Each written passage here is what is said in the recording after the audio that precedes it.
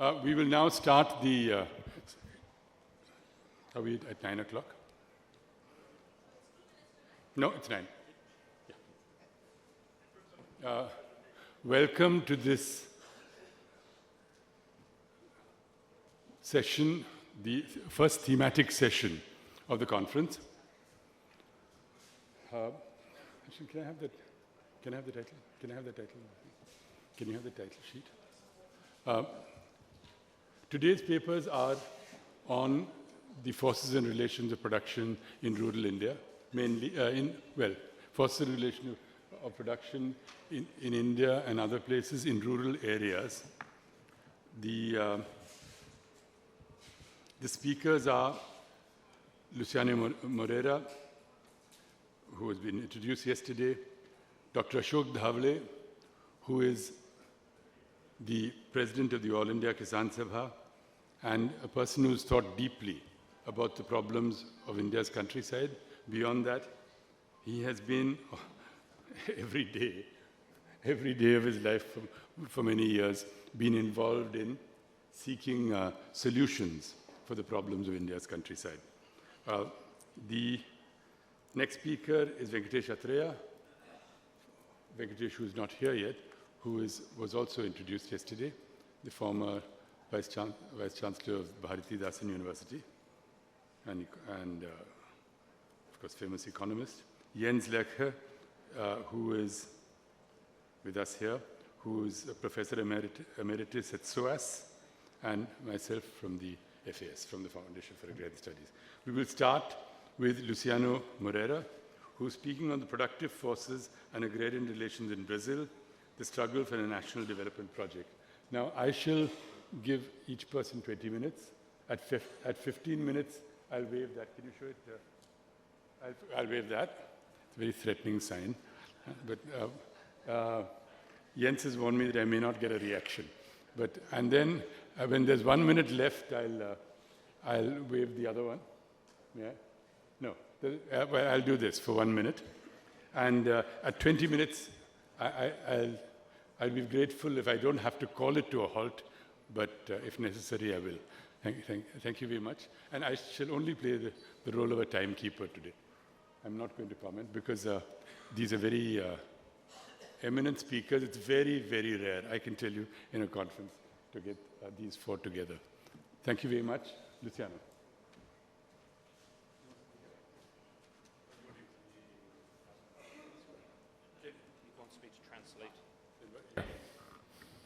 La presentación es las fuerzas productivas y las relaciones agrarias en Brasil, la lucha por un proyecto nacional de desarrollo. So the project title is there, Productive Forces and Agrarian Relations in Brazil, the Struggle for a National Developmentalist Project. Mira, una cosa importante que vamos a empezar a hablar es la situación de Brasil ayer y hoy. Brasil tenía en el año 1940 una población mayoritariamente rural. Mira los números, como 70% vivía en la área rural. Todavía ahora 85% hoy vive en la ciudad. Luciano is contrasting the Brazil of yesterday with the Brazil of today, and is talking about the trends noted up here. Urbanization has gone apace. Perfecto. La expectativa de vida, 42 años. Esto en 1940. The life expectancy of 1940 was just 42 years. Y la situación de la educación en Brasil en 1940-50 era esta. Mira, una gran situación de analfabetismo en Brasil.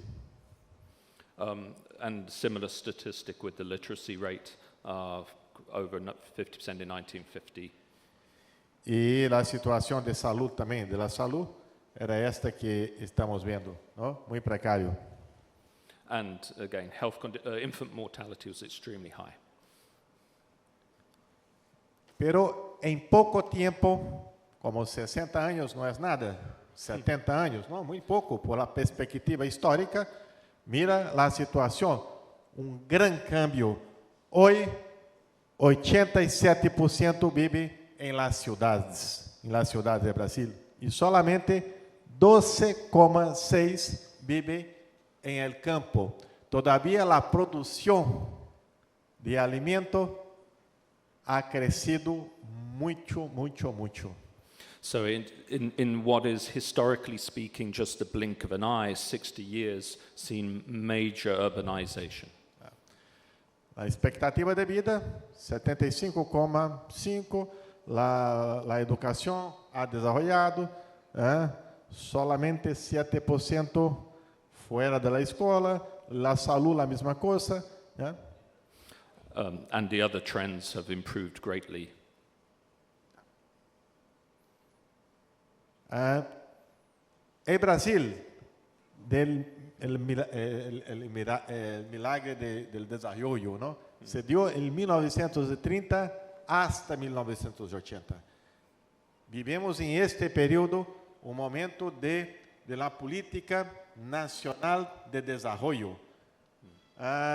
Industrialización fue el país que más creció en el mundo, Brasil, de 1930 a 80. Y el promedio muy parecido con China hoy. ¿No? Todo esto que tú puedes leer.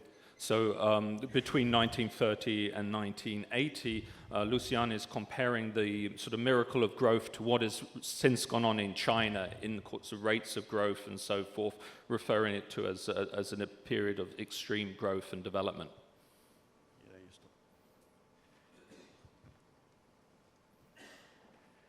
Pero después de 1980, ¿qué pasó con Brasil? So the period of 1980 marks a turning point. El neoliberalismo. Brasil cambió el rumbo y fue para un otro rumbo que fue el neoliberalismo, ¿no? Entonces, mira, todo esto le pasó a Brasil. Desindustrialización, dependencia externa y todo ha cambiado para peor. So following 1980, the period of neoliberalism, particularly in 1990s, creating a new forces of deindustrialization and dependency. Y en 1990, privatizaciones. Todo lo que tiene a ver con el neoliberalismo, ¿no? La apertura comercial, y esto fue un golpe de muerte en nuestra economía. So the opening or liberalization driven by neoliberalism was a death blow to the Brazilian economy. Y ahora lo más interesante, una comparación con China, porque en 1980 Brasil tenía el PIB, ¿no? El PIB más grande que China. Mira. So the China, comparison here is really revealing. En el 1980, mira la comparación entre Brasil y China. Y hoy, ¿cómo está China y cómo está Brasil? And wants to draw the attention to what's happened since, and the comparison is completely different. Mira, esto se pasó hace poco tiempo, 1980, ayer. Sí, claro, 80, 90, hace como, ¿cuántos años? 80, 90, 40 años. Yeah, just drawing the rapidity of the shift here, just 40 years to which China completely outpacing Brazil, which is contrasted to 1980. El secreto de China, fortalecimiento del Estado, y Brasil, la disminución del Estado, el Estado mínimo, incluso el título del libro, ¿no? El Estado mínimo. So particularly the minimalist state in Brazil can be contrasted greatly to the role of the state in China over this period.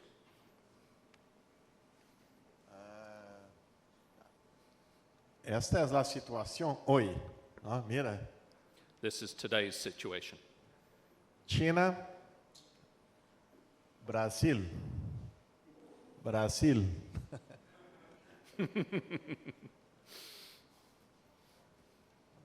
Impactante esto, ¿no? Esto es muy impactante, muy impactante.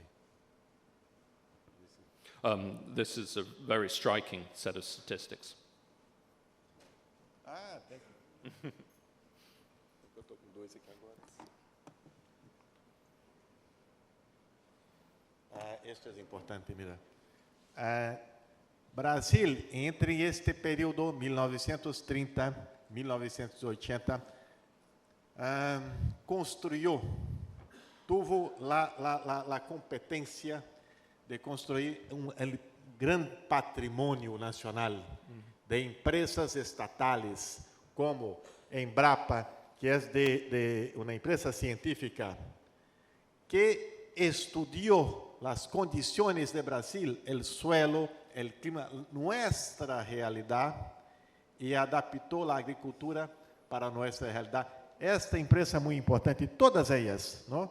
Entonces son estatales que dieron, solo para que entiendas, ¿no? Entonces, en este periodo 1930 hasta 1980, grandes empresas estatales fueron creadas y dieron importantes respuestas a nuestras necesidades.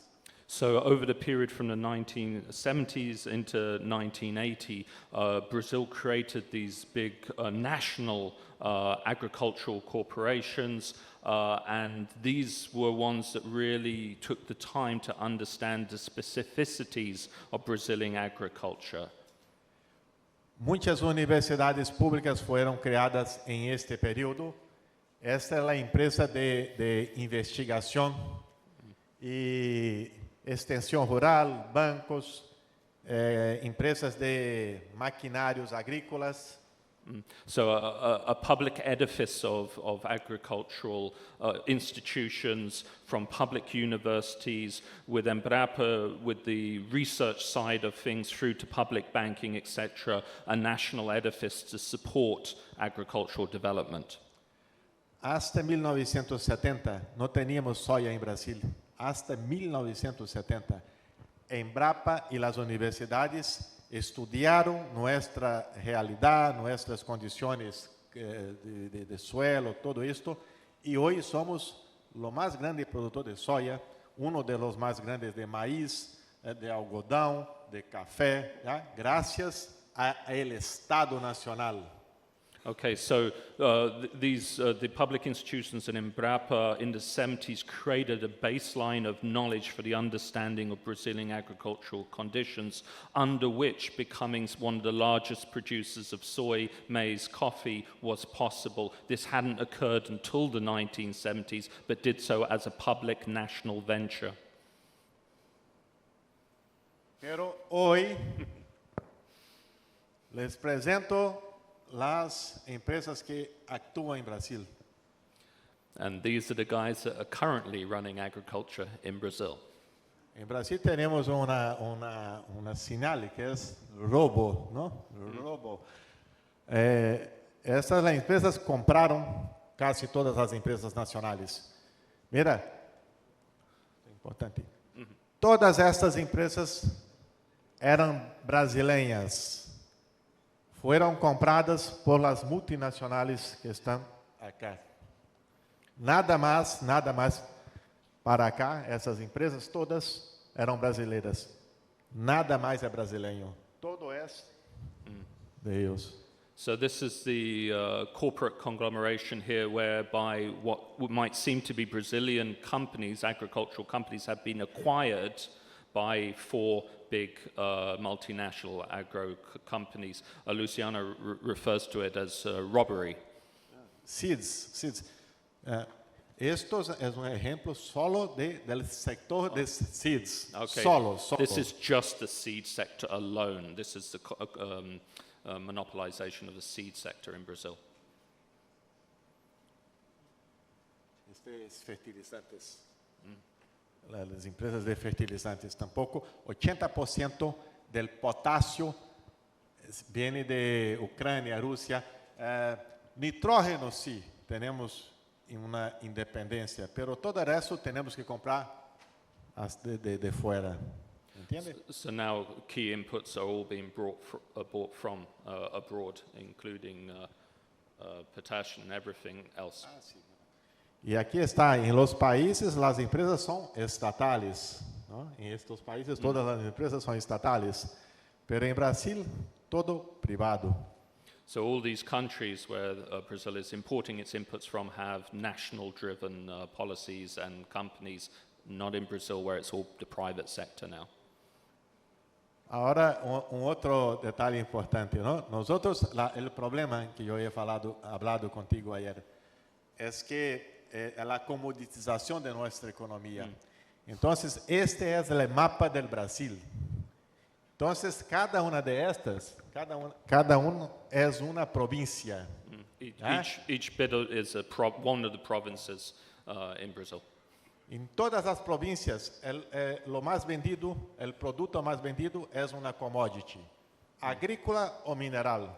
Yes, so in every province, the dominant export is a primary commodity, whether it's agricultural or mineral export, it's all primary commodity based. Entonces, este es el primer problema, la comoditización de la economía, el primer problema.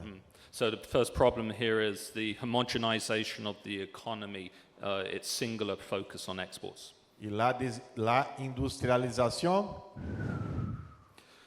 Industrialization. Ahora, la segunda cosa. La segunda cosa es que, mira la llegada de China. La dependencia que teníamos antes era con los Estados Unidos. Bueno, mejor. Ahora es con China.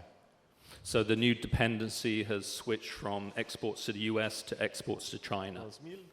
Entonces, cada provincia tiene, mira, hoy solamente 2 provincias tienen relación comercial mayor con Estados Unidos, que es São Paulo y creo que este es Ceará. Solo 2 provincias. So just 2 provinces now still have their primary trade with the US. Todo China.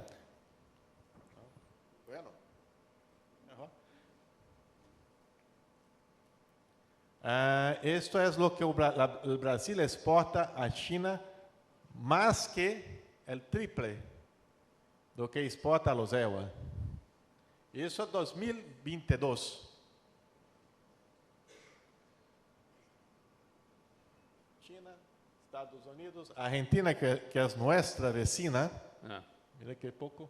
So even for a country such as Argentina, which is the direct biggest border and neighbor, trade is right down. China dominates the trade. Luciano, 5 minutos. Entonces, la otra cosa importante es el producto que ¿cómo le voy a decir? Lo producto más importante de cada provincia que ha vendido. This is the product which is most important to each province. Mira, ejemplo, ¿no?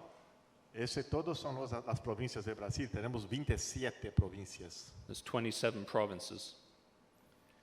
Mira, entonces, allá, Rondônia, soja. Tocantins, soja. Mato Grosso, soja. Mato Grosso do Sul, soja. Goiás, soja. Maranhão, soja.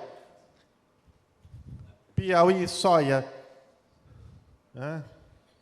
Bahia, soja. Soja.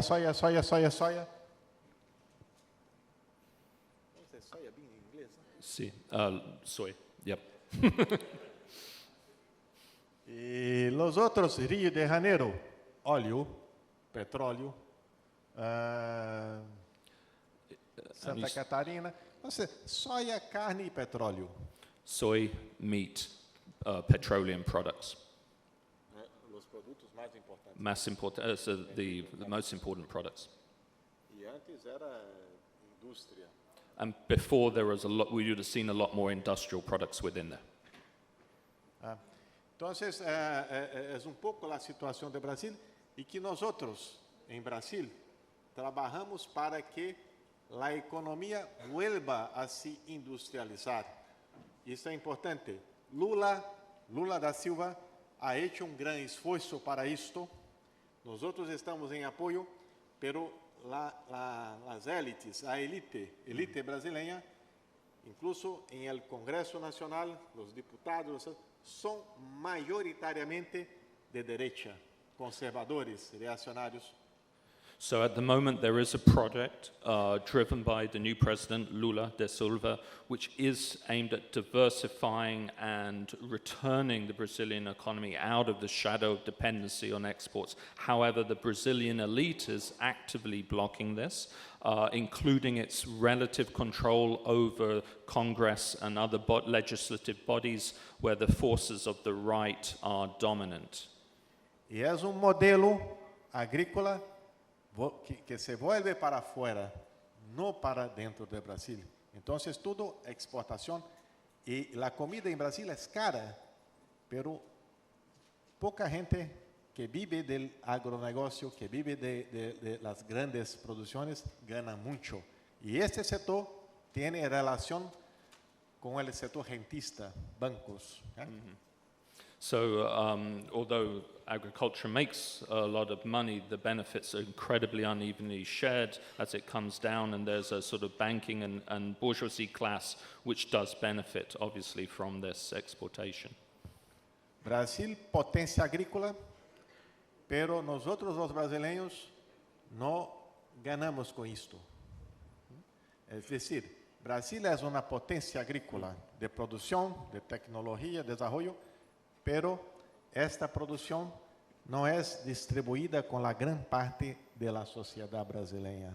So agriculture has incredible potential in Brazil, as manifested with this, but at the moment it is absolutely not benefiting the majority of the Brazilian population.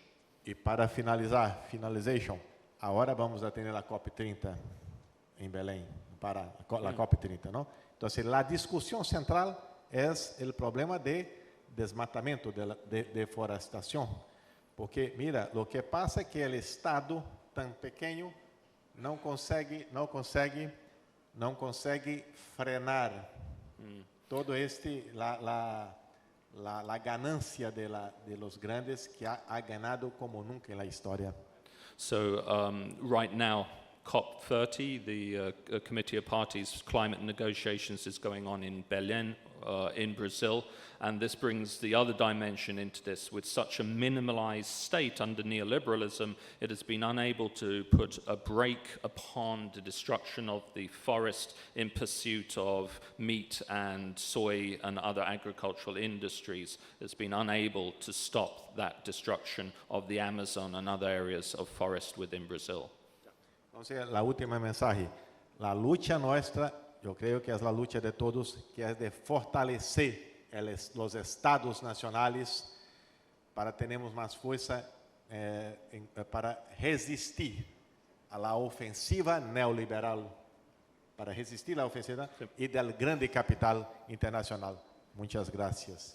So the last message here is that our collective purpose is to strengthen the national state project against neoliberalism and against the externalization of the Brazilian and other economies. Thank you very much, Luciano.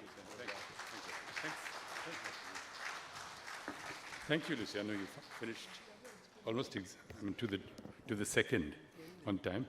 We are now going to request Venkatesh Athreya to speak on the question of productive forces in the capitalist mode of production. Venkatesh.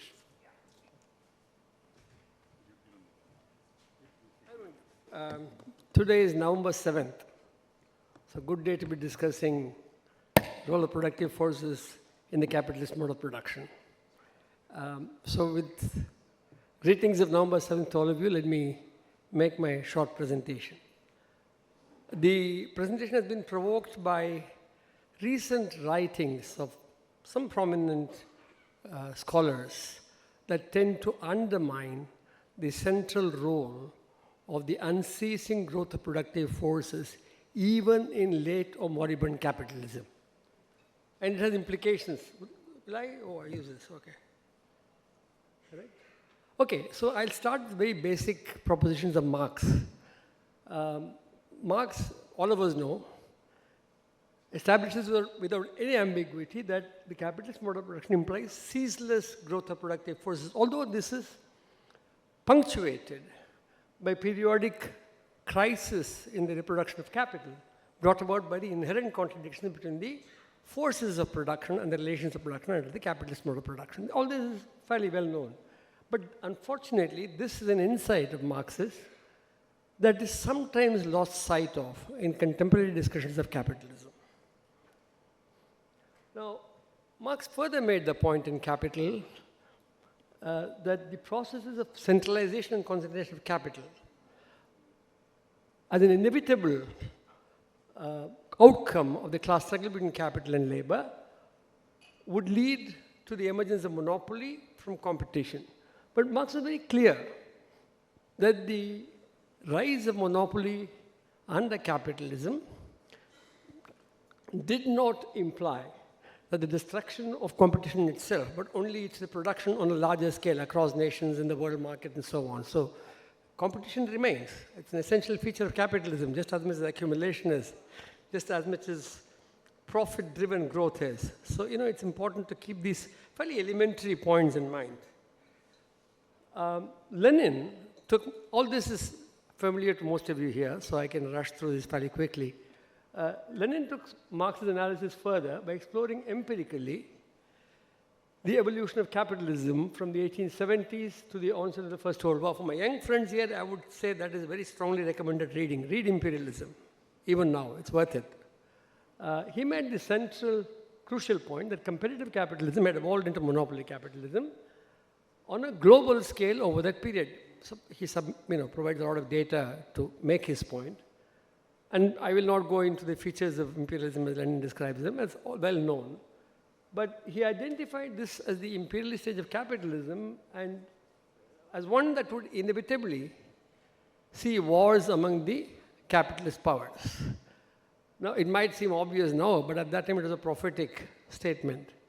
And even more prophetic was his argument that such a crisis of capitalism in its imperialist stage would in fact deliver, so to speak, the proletarian revolution. So the statement that imperialism is the eve of proletarian revolution is an extraordinarily bold statement when no revolution had occurred yet in that part of the world.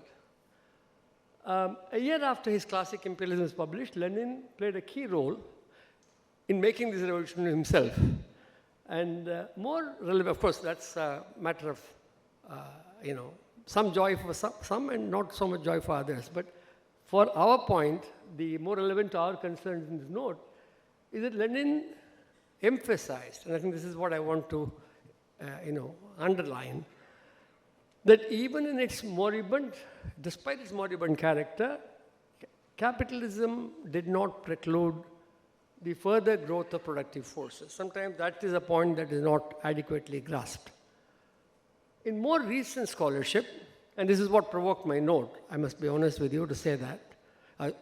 Ramachandran also provoked this note, but this fact provoked the note, that in more recent scholarship, a revisionist view is emerging that calls into question the proposition that capitalist mode of production implies constant growth of productive forces. Some, if not all of the proponents of this viewpoint, argue that the growth of international finance capital, relatively free to move across country borders, as distinct from the national finance capital of Lenin's time, and its hegemony, lead to speculative activity as the main mode of operation of activity in the global economy. And that's a very significant viewpoint that is being put forward by very influential economists. The implication of this standpoint is to suggest that, sorry, it looks more like a word text than a PPT presentation, but I think it's important to get this in. The implication of this standpoint is to suggest that the growth of productive forces is not an important feature of the contemporary world capitalist economy. And I think that's not a correct view. In my view, that's a bit misleading, to say the least. It is argued that the dominance of international finance capital and its obsession with minimizing government expenditure while promoting tax incentives to the wealthy and to big capital, this makes it difficult for nation states, governments to undertake productive investment. And meanwhile, the private sector is primarily geared to speculative activity in this particular view. As a result, you would expect that accompanied by a rise of inequality from these kinds of policies, there will be a deficiency of demand. So it's a somewhat Keynesian understanding of global capitalism in a way. You can say that. I don't want to put labels on it, but certainly the element of focus on demand is there. And all of this implies slow growth in both the advanced capitalist countries and, if not outright stagnation, and driven especially by lack of demand. That's a la Keynes, a la Steindl, you name it. There are a number of people who qualify for this viewpoint. Now, with financial deregulation, relatively unimpeded movement of capitalist finance across country borders, and so-called financial innovation, all these may promote speculative activities, but at the same time, the fact of significant accumulation of surplus value and reinvestment, at least of a part of it, if not all of it, in manufacturing and in service sector activities, including those contributing to technological advances subsequently in manufacturing itself, that global scales. Even under conditions of monopoly or oligopoly, competition among the dominant players spurs the emergence of new technologies and implies the growth of productive forces. Willy-nilly, it is never a subjective desire of the capitalist. It's an objective necessity of the capitalist mode of production. The productive forces keep growing. That point cannot be eliminated by a reference to imperialism. The existence of an encouragement to asset bubbles of various kinds under the hegemony of finance capital should not lead to the mistaken inference that real accumulation and real growth of productive forces do not occur in contemporary capitalism. It is contrary to the logic given the nature of capitalist production and property relations. The continuing technological progress across practically all sectors of agricultural, industrial, and service sector activities reminds us of the centrality of the growth of productive forces in the capitalist mode of production, even in its decaying stage. Classifying IT and IT-enabled services belonging to the service sector tends to obscure and understate the indirect contribution of such activities to the growth of productivity in the manufacturing sector as well. The skepticism concerning the growth of productive forces seems to extend back. Now I'm on a little more contentious territory, not certainly my specialization. I'm not an economic historian, but whatever I've read suggests, the skepticism concerning the growth of productive forces under contemporary capitalism seems to extend backwards into the period of the transition to capitalism as well. There's a viewpoint that denies that an agricultural revolution occurred in the transition to capitalism in Europe. A point of view that was powerfully advocated by some of the, the whole debate that was there in Europe and all over, Marxist scholarship. For long, the dominant hypothesis, right, was accompanied and facilitated by a significant rise in productive forces in agriculture, sometimes called the agricultural revolution. Of course, proponents of this view have tended to argue that the so-called agricultural revolution was the main force in transition to capitalism, which is quite invalid accumulation in the rise of capitalism, both in the form of colonial plunder and in the processes of dispossession and disempowerment of working people, all of which I described there, and all of which are brilliantly described by Marx in Capital. So I don't even need to try and recap that. The valid recognition of the crucial roles of both colonial plunder and dispossession and disempowerment of working people should not, in the transition to capitalism, is of course important, but proletarians through dispossession, petty producers, and a rise in productive forces, which is partly autonomous, because all human activity willy-nilly leads to a growth in productive forces. This is a basic Marxist understanding of production. But besides that, partly driven by embryonic capitalist relations. To deny that would be problematic. The empirical basis for the claim that there was no agricultural revolution in Great Britain or elsewhere in Europe in the sense of a significant rise in agricultural productive culture and on the impact relating to changes in impact relating to the production and property relations. I think the point is sufficiently made. I can move on. It needs to be stressed that in a Marxist view, the growth of productive forces is inevitable under capitalism.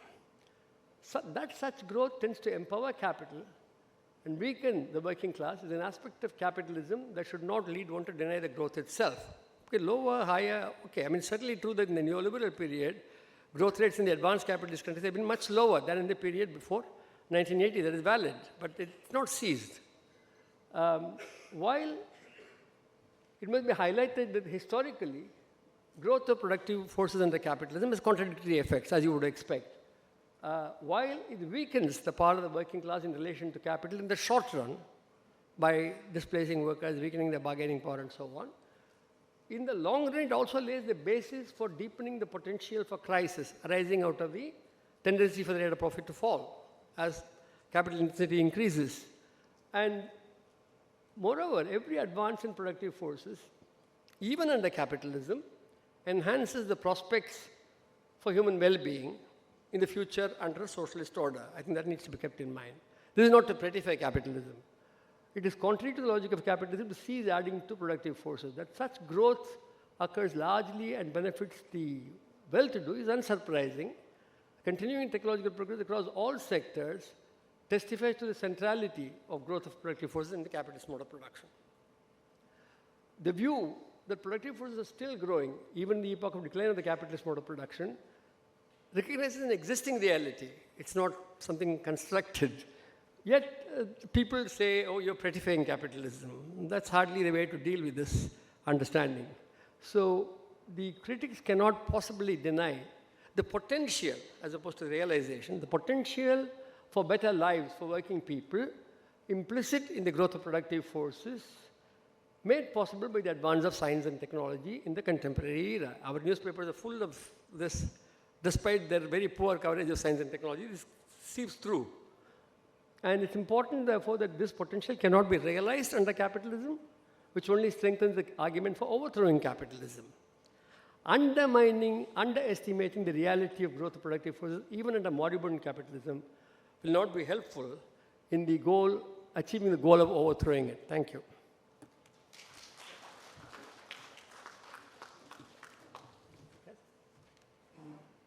Venkatesh has given me a minute in which to say it, that all of us may not be able to finish, do full justice to the texts. So please look, most of the texts are already on the website, so you will have an opportunity to read the rest of it. I know Luciano left out a lot that he would have liked to say. Now we have Jens Lerche, who will speak on productive forces and agrarian relations in the countryside, with a specific focus on socioeconomic classes in the countryside in India. Long title, you get only 20 minutes. Thank you for having me here. I'm, of course, well aware, acutely aware that I'm an outsider here, in a sense. I don't live in India. I don't have my everyday academic life in India, and that also means that I'll have to start with making apologies for any errors and mistakes or absences of insights that might come from that particular position I am in. That said, of course, I'll do my best. So I was asked to talk on this topic here, and I will, of course, but I will also contextualize the issue of the productive forces in agriculture within a wider context, and that is, and I think that is necessary to understand the importance of it and what it does, and that is the wider agrarian, non-agrarian relations in India. So I'll speak on both these two topics in relation to the socioeconomic classes in the countryside in India. Now, we'll start with the wider agrarian, non-agrarian relations. And this is common knowledge. I think it is well aware that in India there has been for long a slow move out of agriculture. It might even have halted, if not before then, at least during the pandemic. And at the same time, if one wants to theorize this, one can argue that there hasn't been a classic agrarian transition in India where the manufacturing sector would be growing dramatically based on finance siphoned off from agriculture. That hasn't happened.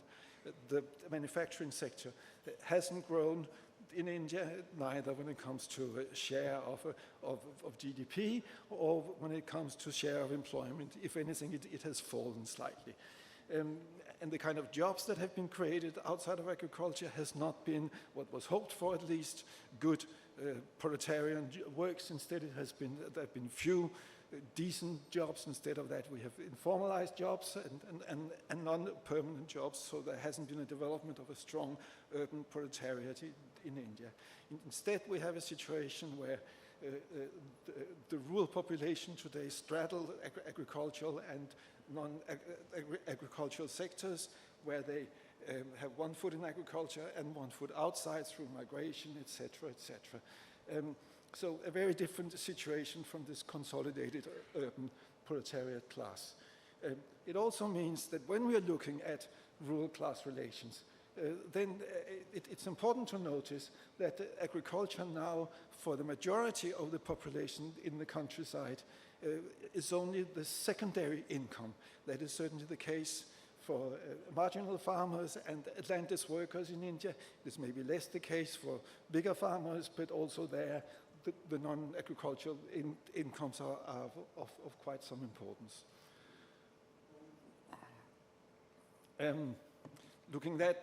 Looking into this change that has happened in a bit more, looking at it from, in relation to class, I will always talk about class and caste together, because I think they're inextricably linked in India, just as, without saying that caste is the same as race, but just as race and class are linked in other parts of the world, so is caste and class in India.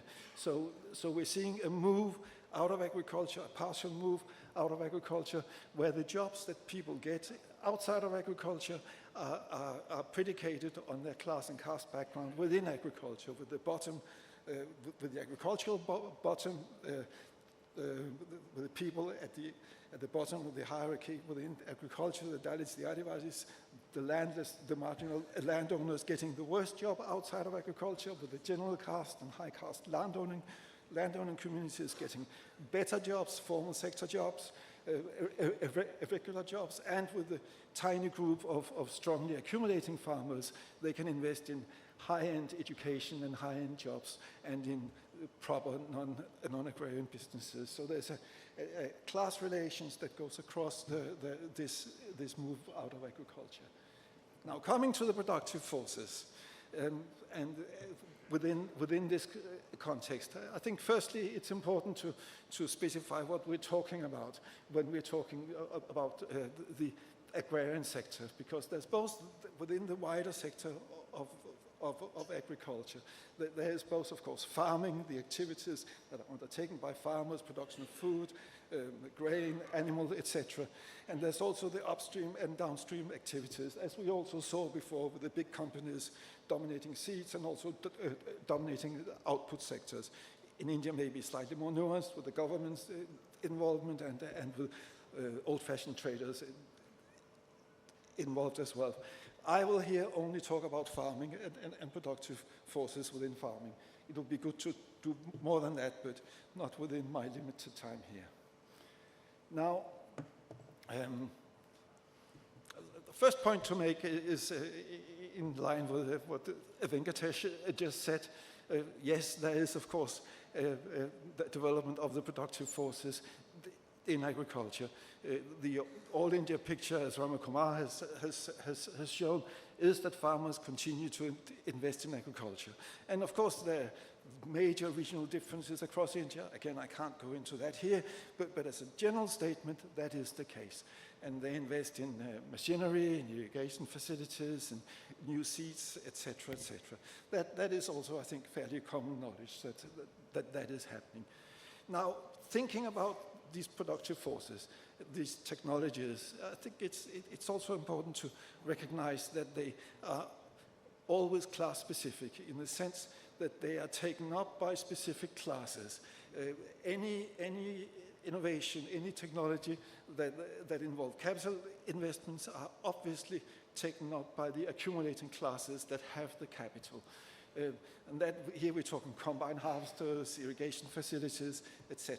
And that is, again, well documented. There are, of course, also other technologies that are less class-specific because they're less capital-intensive. New seeds is the obvious one to mention here, that they're more widely available for farmers also without a big capital input.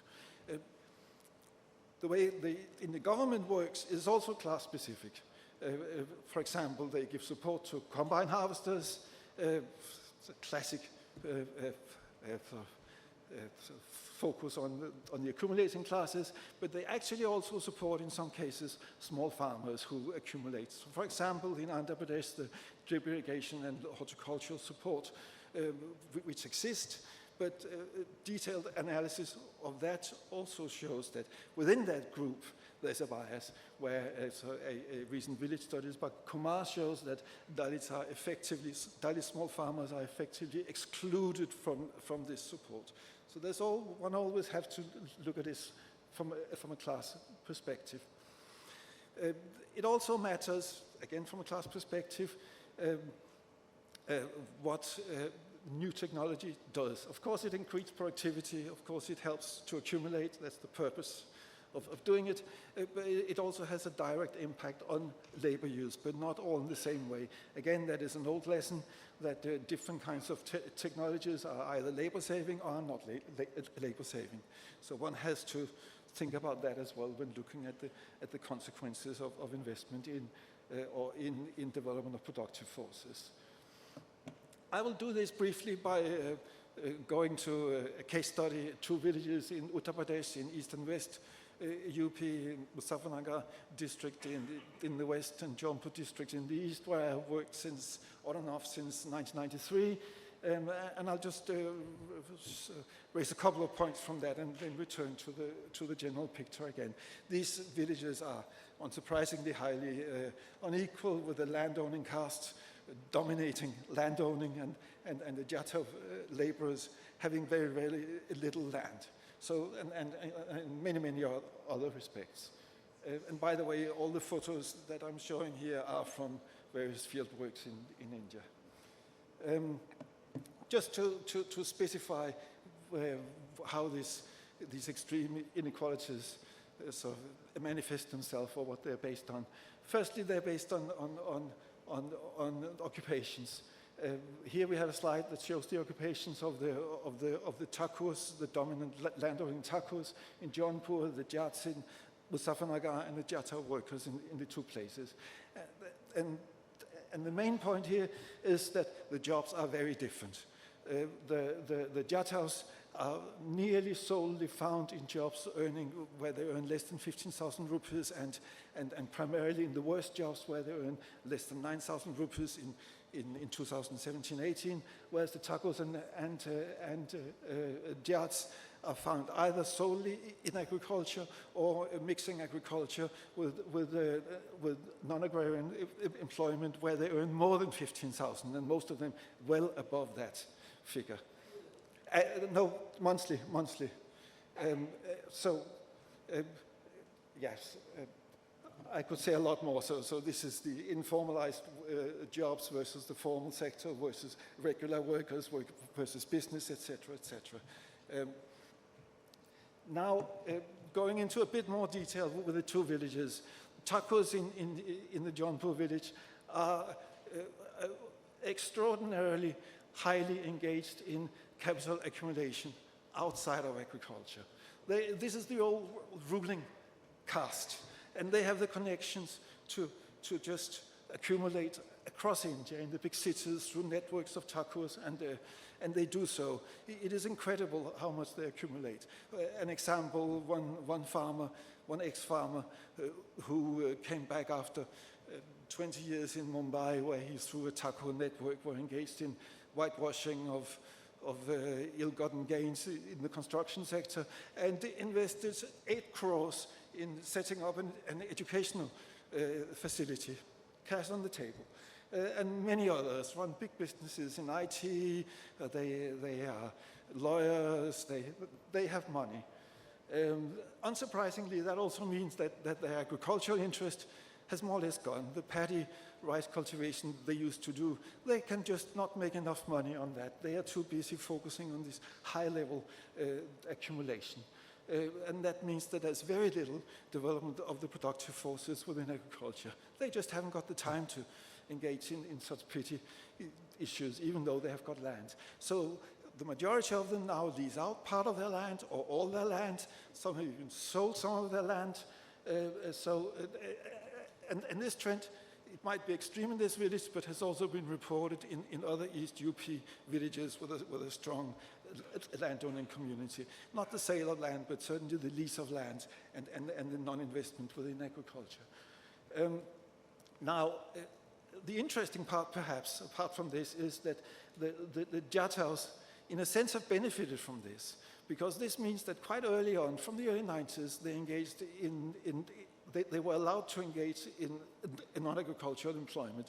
The Tacos didn't need them. So they have managed, through those years, to, in a sense, graduate from the worst kind of non-agricultural employment in brick kilns, in construction, to now be semi-skilled workers in the automotive industry, informal, of course, still 9 months a year in the Delhi area, etc. So slightly better income than they used to have. Not at all the same as the landowners, but nevertheless. They've also become, they're leasing in a bit of land, and some of them have even gained a bit of land, either buying it or through land reforms. The tilling of the land is done by the Jata women, because the men is off doing other kind of work instead. Going on to the Muzaffarnagar village, that is a different story. Here, the Jat farmers still accumulate both outside agriculture, nowhere as much as the Thakus, because they haven't got the connections to do that. They have their own old position within the army, within the military forces, but they haven't really managed to get into government or to high-ranking private sector jobs. So they have regular work, so overseeing production units or earning around 20,000 rupees a month, etc., but nowhere near what the Thakus did. Within agriculture, though, they still accumulate, and this is, for them, either their main income source or the joint main income source. They, more recently, in the last 10 years or so, they have seen their accumulation increase dramatically because of new seeds that have been brought to them by the seed developers, and which has led to a significant increase in the yield, and that combined with excellent prices by the sugarcane mills and many sugarcane purchase points in the area, meant that they have been able to really accumulate within agriculture. Now, this also means high sugarcane labor requirements. The local laborers are tied into them via land leasing because they need the labor force, and on top of that, they also rely on seasonal migrant laborers from Jharkhand, Bihar, etc., etc. So overall, for the Yachaos, they are then still tied into agriculture. Some male Jataos, but it's mainly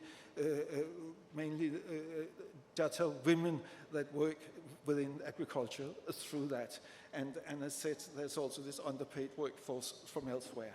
So technology development, but with some quite opposite consequences for the laborers than the absence of technology development in the East. I won't have time to go through the actual data of jobs, but just to show you here the kind of jobs the Jataos in the two villages hold. It is in the paper. The Jata women work mainly in agriculture, some as farmers, others as agricultural laborers. But again, there's no time to go through that. Let us go to a set of general points, partly based on the case study, but also on the general situation or the general body of literature on these issues. If we're starting to look first at the importance of the non-agrarian accumulation. It seems to me that there's no doubt that the class relations for the majority of the rural population is now ruled by the non-agricultural capitalist development, because that is their main income, that is the main labor exploitation relation they are in. Some of the accumulating classes are in the same situation, but there are very clear difference within the accumulating classes what they actually do. Now, with this move out of agriculture, it's also clear that there is not a united non-agrarian proletariat, because as I've already said, the move out is caste class specific. It's also gendered. It's the men that move out, and for the Dalits, etc., this means a feminization of the agricultural workforce. Whereas if we go to the high level, the accumulating farmers' sons, they go into much better jobs. And it is interesting from a class perspective, and there's not really time to think about this, but you might be a formal sector worker, and at the same time you are from a family that accumulates within agriculture, and you have this job because you want to accumulate even more as a family. So what does that mean? These are contradictory class positions. So there's certainly work to do there to understand these positions, maybe also to understand why it is difficult to get sort of proletarian unity, because you might have different interests, even if you are a worker, because you are from an accumulating farming household as well. So there are, I think, challenges there. And for scholars working on class relations in the countryside, I think there are even more challenges, because to understand all this, maybe the kind of village studies that I have done, that others have done, are not the best way of doing it. We need multi-sided studies to cover, to understand the class relations as they're developing. We cannot just have outside of agriculture as an add-on. Now, looking at the investment in agricultural technology, I've already hinted at that, and I'm running out of time, but it's quite clear that farmers invest, but where they invest, whether they invest in agriculture or elsewhere, depends on where what they can do. They're trying to accumulate. They're not bound anywhere in particular. And it's quite clear again that the consequences of this follow caste and class lines.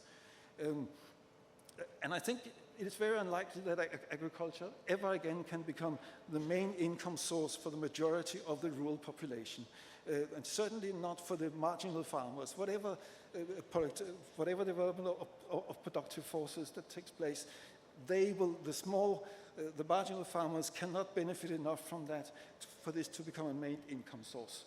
Last slide. So what we're seeing here then is, of course, productive forces development matters for the socioeconomic classes and structure and so on, even though it's secondary for many classes, for many social groups. The interesting point is, if we're looking at it for the point of view of the laboring classes, that it is not certain, it is highly uncertain that highly productive or that investment in new technologies is beneficial for the working classes in the countryside. It would certainly be more beneficial for them if they could move out of agriculture into also poor job, but slightly better job. Of course, these jobs are not always available, and they're probably less and less available. So there's a conundrum there. Just two more sentences. So, but it shows that if we're talking big picture, then the solution for agricultural laborers is maybe not productive forces development in agriculture, but development elsewhere. Or, of course, if one are looking for policies that relate to agriculture, it is also clear that any access to land and subsistence, it might not be very productive, also is beneficial for the laboring classes in the countryside. And thank you.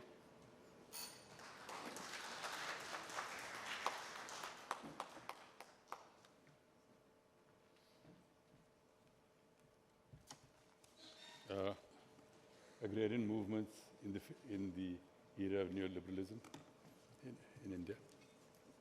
Thank you. Chairperson, Dr. V.K. Ramachandran, my distinguished co-panelists, and my dear friends. I would begin by congratulating the Foundation for Agrarian Studies for this enlightening and stimulating international conference. Such a conference, and equally important, the village studies that have been done by the FAS, all these definitely help us to interpret the world, especially the agrarian world of our time. All of us are very familiar with the words of the greatest thinker of the world, who very famously said, "Philosophers have interpreted the world in various ways. The point, however, is to change it." It's a very happy coincidence that this international conference today is beginning on the 7th of November, the day when the world changed irrevocably 108 years ago with the great October Socialist Revolution in Russia.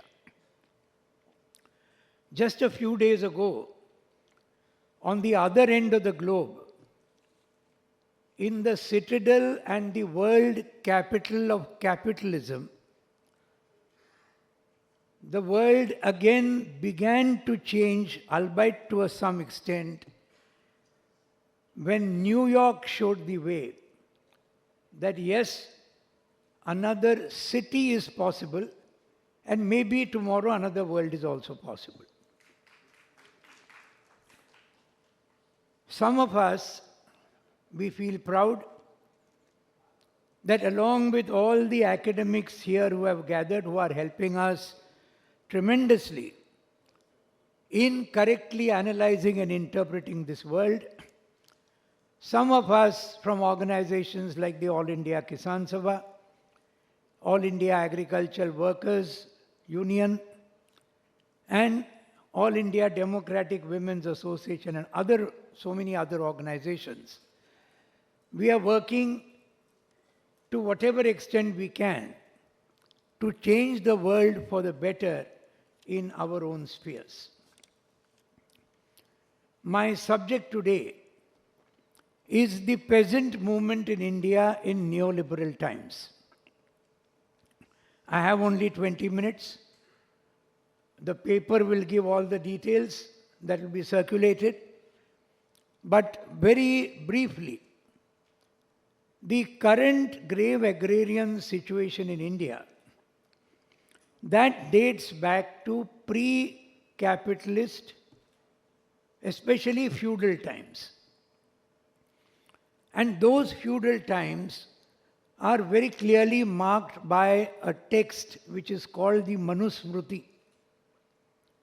And we have today, it was there 2000 years ago, it still persists, and that is, on the one hand you have class exploitation, on the other hand you have caste and gender oppression in the countryside.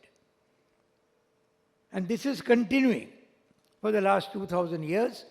The nature has changed, but the basics remain the same. And that is the point which we should understand. In part of this, one of the first periods was the British era in India. And the kind of loot, the kind of rapacious nature of British imperialism, British colonialism was such, in the agrarian sector, it manifested dramatically in the huge famines that India had. The latest being 1943, the Bengal famine. In one famine, millions of people died. So this is what India and the whole root cause of the crisis today. In all this period, the primacy of the land question in India can never be denied. And all through, we have a situation where land ownership was concentrated in the hands of a few, and this is what happened as a result at that time and even after independence.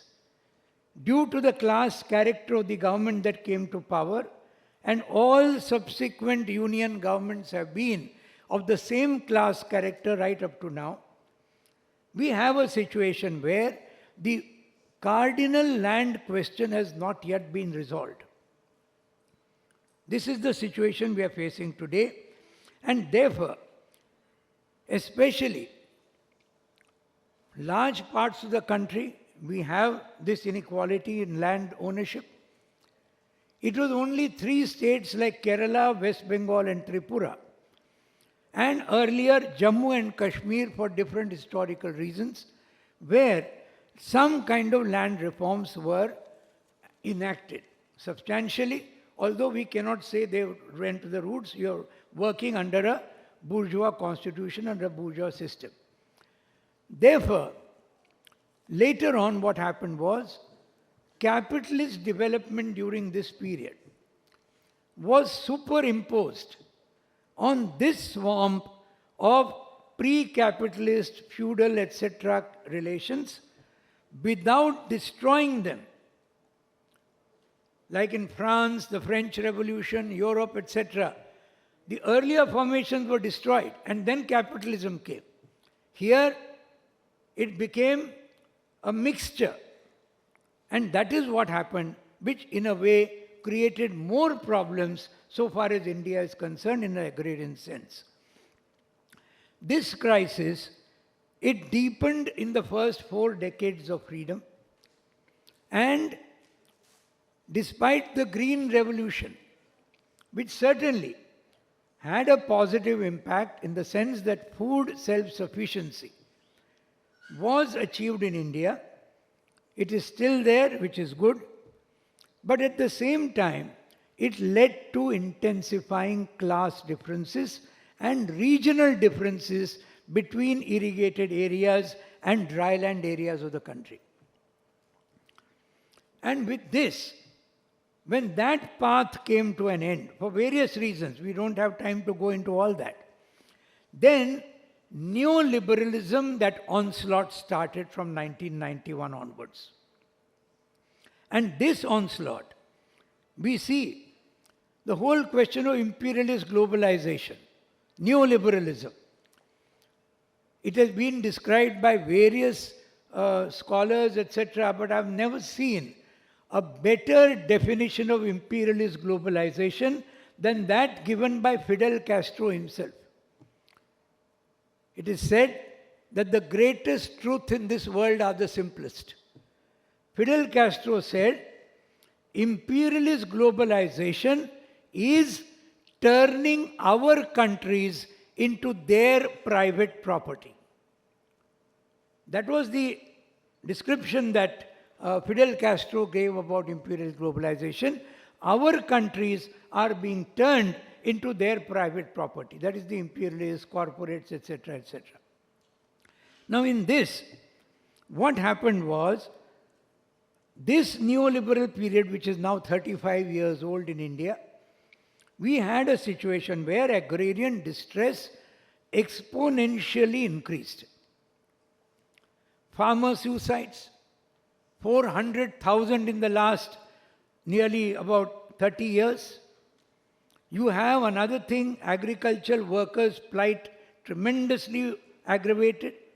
And for the first time in the last few years, the number of rural landless agricultural workers in India surpassed the number of cultivators, which are normally called farmers or peasants, etc. Agricultural workers in India today, landless, are more than the number of peasants.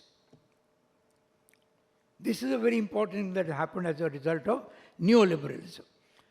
It is accompanied by the growth of corporates in agriculture tremendously. At the same time, as Venkatesh Athreya correctly pointed out, you have the productive forces also increasing. You have capital accumulation still going on. It's not that the entire is a total crisis. And you have some sections profiting by this. This is the rural rich, and this rural rich is the class support of neoliberalism in the countryside, apart from, of course, the big corporates in the cities. That is the rural base, the base of neoliberalism. That's what we should understand. Now, we'll go a little fast. What are the issues on which peasant struggles today are rising as a result of this neoliberal trajectory? And when I say peasant struggle, I would like to make it into a little broader definition, and that peasant means not only farmer, it means agriculture and rural workers, it also means tenant farmers.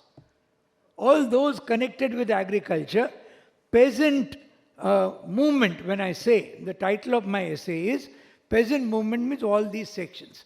What are the issues? Just enumerating, there is no time to go into that. The whole land question which is there right from the beginning, the whole land ownership, Forest Rights Act, tribals, the way that they are totally kept aside. Apart from this, today you have a new attack, and that is the land grab by the government and the corporate lobby.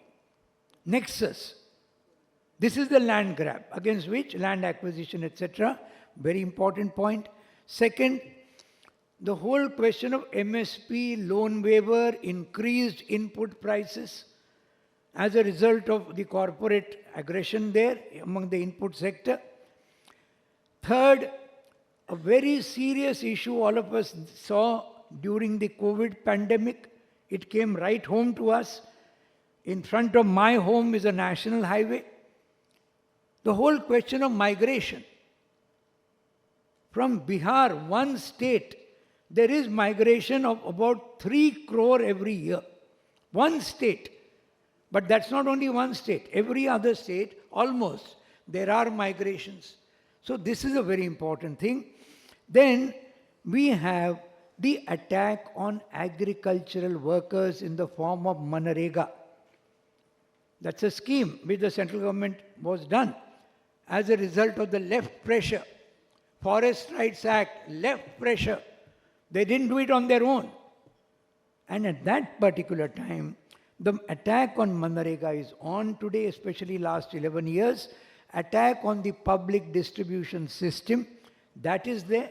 The whole wage struggle area of agricultural and rural workers, that is also one very important area. Then the privatization of irrigation and electricity. Smart meters.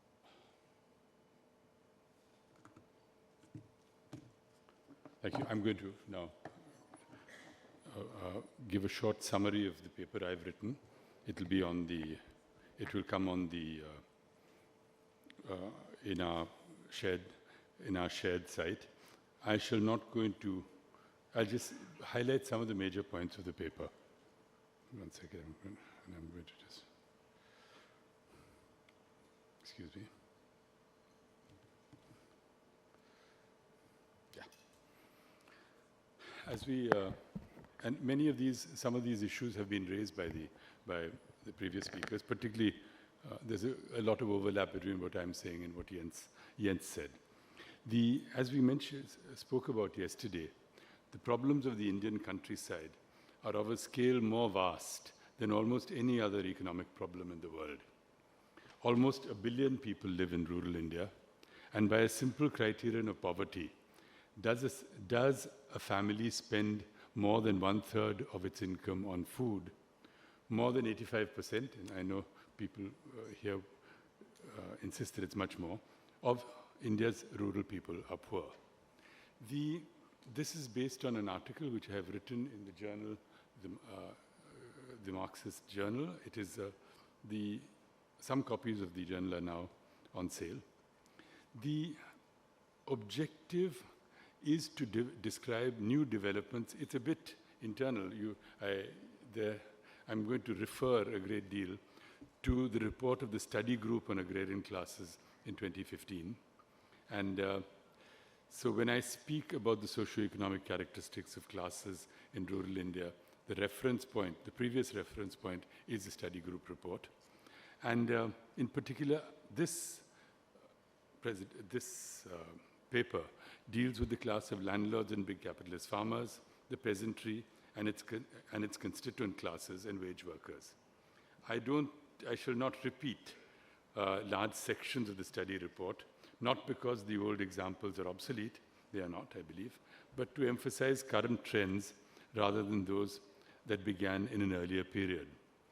While the study group report drew a great deal on previous studies conducted by the FAS, what I shall refer to today in this paper are mainly examples from Bihar, Uttar Pradesh, Andhra Pradesh, and the lower Kaveri Delta in Tamil Nadu, where we have done research in the last 3 or 4 years. So as I said, I'll deal with these classes.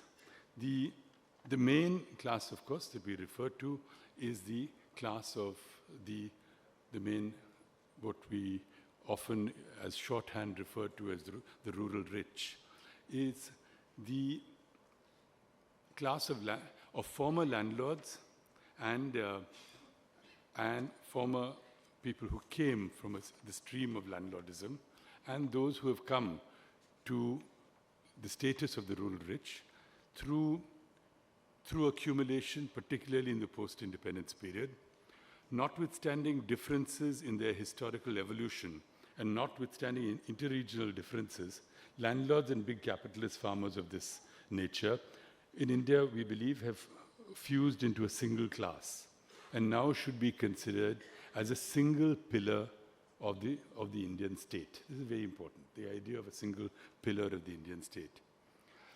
If we are to look at the main things that have happened, as I said, I won't go back to the analytical descriptions of the study report, but in the last 10 years since then, and based on our studies, this class continues to have large land holdings from 40 acres to several hundred acres, and not counting Benami holdings or the land of close relatives under their control.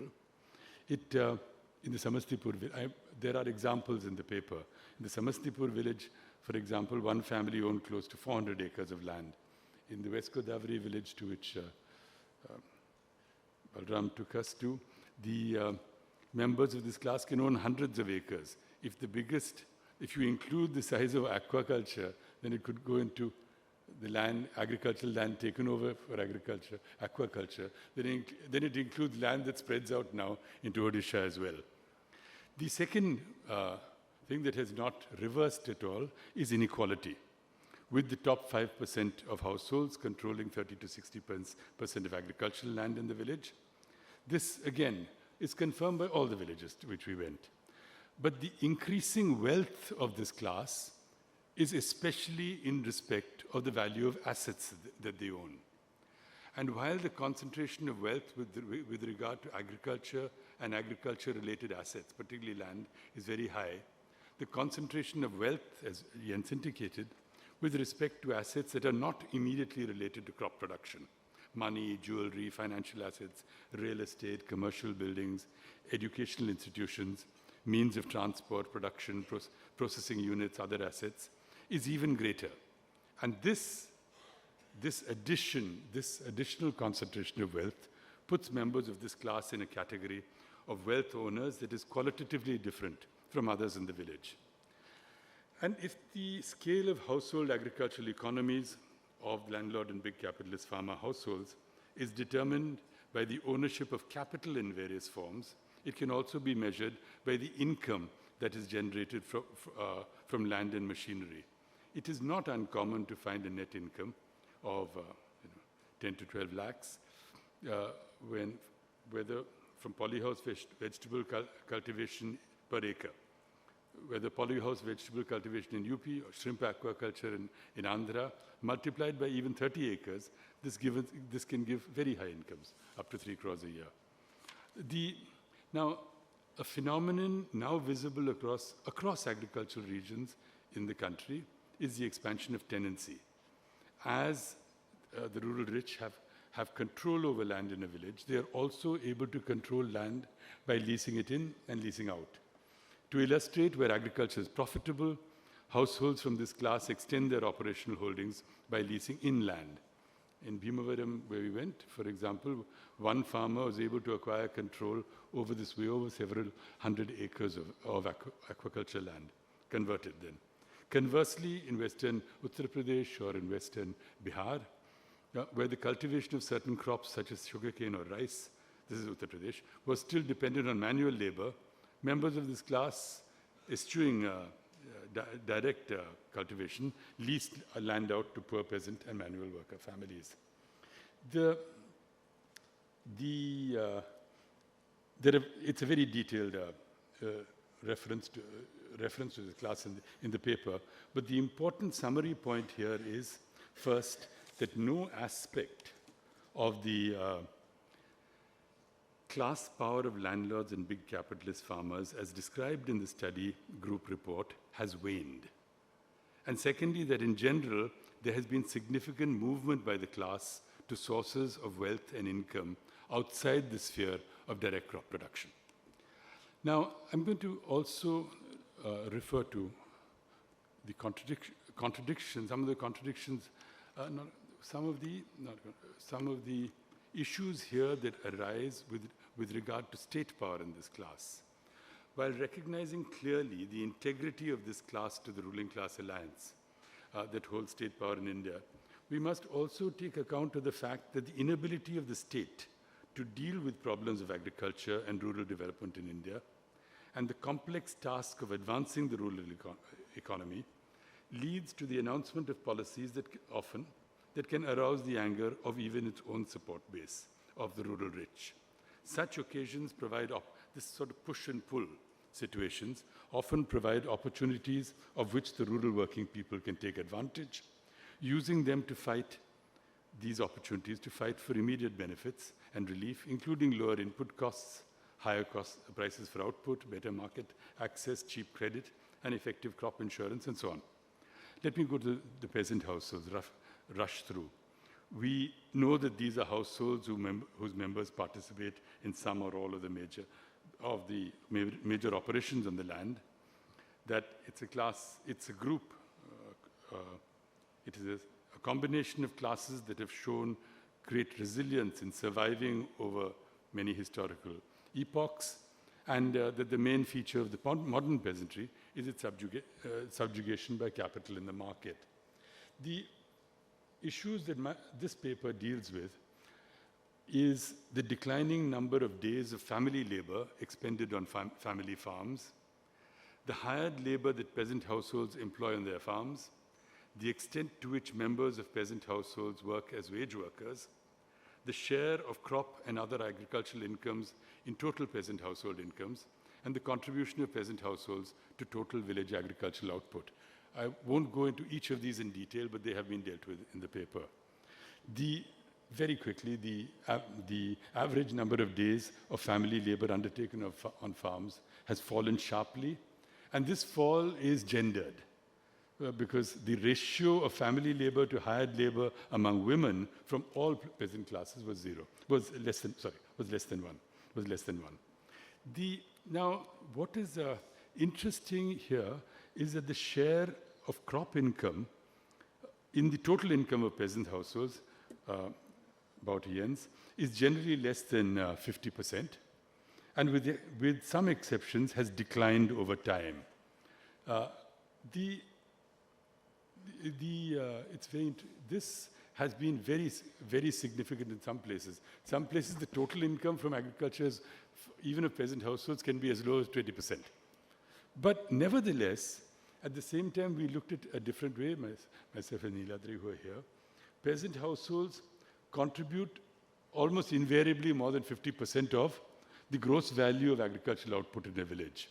And the share of total production, the total GVO, the total gross value of output, contributed by peasant classes is often over the 50%, sometimes it's even more than that.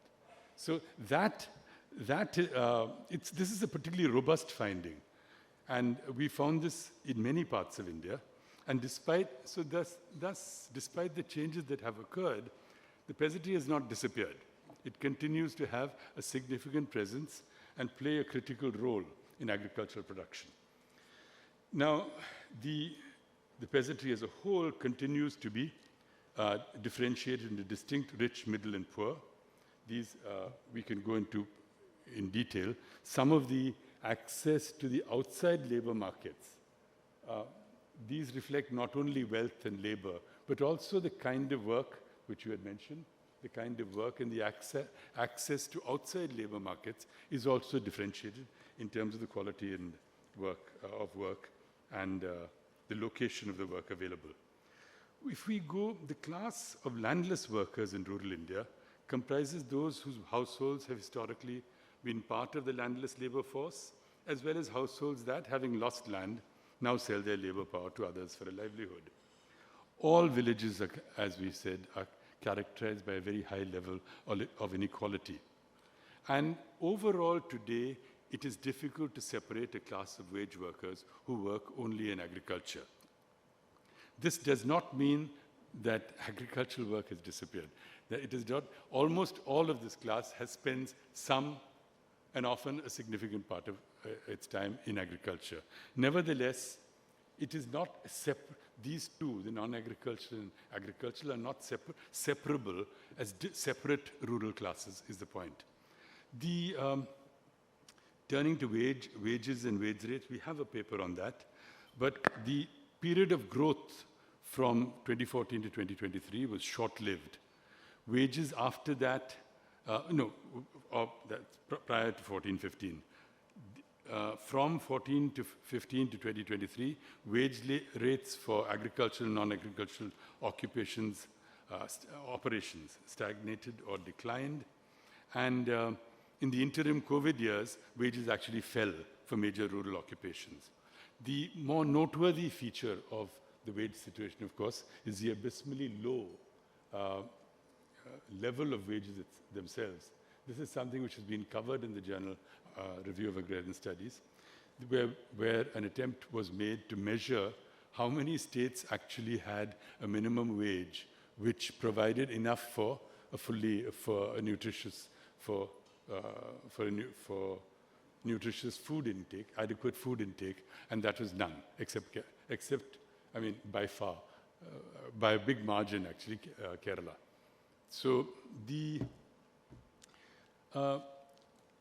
again, we are aware of rural wage workers no longer not only necessarily work mainly in the village or local labor markets, but seek work in distant labor markets, often traveling to remote parts of rural and urban India in search of wage work, and highly differentiated skill levels. Another notable finding is that the sweep of the market for wage work now extends across a much broader section of rural households than before. This was something we found first in our first village study in Anantavaram in Andhra Pradesh, where we found that of the total number of days of wage work that were performed, undertaken in the village, some 47% was undertaken by people from families that were not mainly worker families. So that, in other words, the market for hired labor extends far beyond those who are mainly wage workers.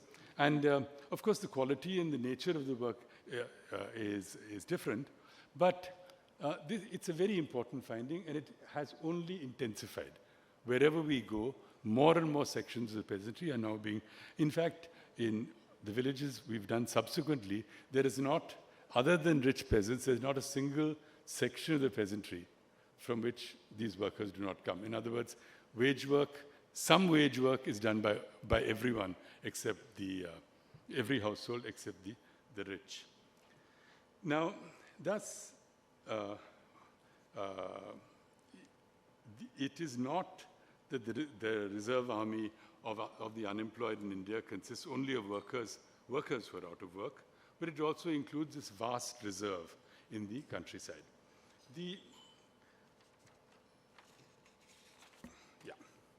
Now, while the major trend among the rural poor is increased landlessness, and while proletarianization is further characterized by the spread of the market for had labor. Another development, important development in some parts of India, has been an increase in the share of operational holdings of cropland held by the very poor. The means by which the poor have acquired these small operational holdings vary across different parts of the country. It could be, through mortgage, purchase, lease, government policy, and so on. Whether it is the lower Kaveri Delta or Samastipur or Uttar Pradesh, this phenomenon of the acquisition of land by the rural poor is not, I believe, a reversal of proletarianization, nor has it reversed the overall trend towards greater inequality. The work of Mrityunjay, who's somewhere here, in Bihar, in West Champaran district, where he examines the 3 ways in which the rural poor seek to earn their livelihoods and really don't make a success of it, is very important in this respect. The paper has a whole section on the transitions towards the non-agricultural. How much of the agrarian now is agricultural and non-agricultural? And I seek also to look at this in a sort of, in its complexities, because the share of the non-agrarian in incomes and livelihoods varies enormously from region to region, and for men and women separately, for workers of different castes, and for workers of different ages. Some of this was referred to by Jens. I cannot go into that now, but it is very important. The relationship between the non-agricultural and the agricultural in agrarian relations today. That is going to be, in fact, I'm sure it will come up again on the 9th when we discuss future work. This relationship between the agricultural and the agrarian is going to come up for serious discussion even on the last day, I hope. In a remarkable, let me just go very quickly to the tasks ahead. I have a minute and a half. In a remarkable intervention in the debate on agrarian class relations, Sitaram Yechuri wrote in 2009 that it must be kept in mind the capitalist class, the ruling class, has not jettisoned the landlords from the ruling class alliance. What needs to be done is to build unity among non-landlord sections. But then this will only happen when the agricultural labor poor peasant alliance is built up in strength. Now, I believe that every single instrument of oppression in the countryside is linked to class, to the rule of the rural rich, as we stated it. The link between the agrarian class question on the other, and caste oppression, gender oppression, on the one hand, and caste oppression, gender oppression, the patriarchy, the oppression of different sections of our people, the stifling of the scientific temper, and the crushing of a modern scientific culture on the other. The link between these, class question and these, has been sought to be denied in the past and in recent times. We delink these only at our peril. Delinking these issues from the class struggle is a sure path, I believe, into the abyss of identity politics. Never before, that's my last minute, never before in India's history have the boundaries between the poor peasantry and wage workers been so porous. About 70% of the countryside does some work for wages in agriculture and at non-agricultural tasks. And they come from the class of this sort of intermingling class often of wage workers and poor peasants. You can be a poor peasant this season and a wage worker the next, or sometimes both together. We can go a step further and say that in many ways that the demands of individuals between these classes is objectively the same. Never before in our history has the objective basis of the rural poor getting together been as strong. So then our task then must be to identify the most burning issues of income, livelihoods, and social existence of the rural poor. Ultimately, only the struggles led by and reflecting the demands of the rural poor, that's most important. Only that leadership, only those demands, finally, only the solution of those demands, finally, will change the face of rural India and change the face of the society in which we live. Thank you.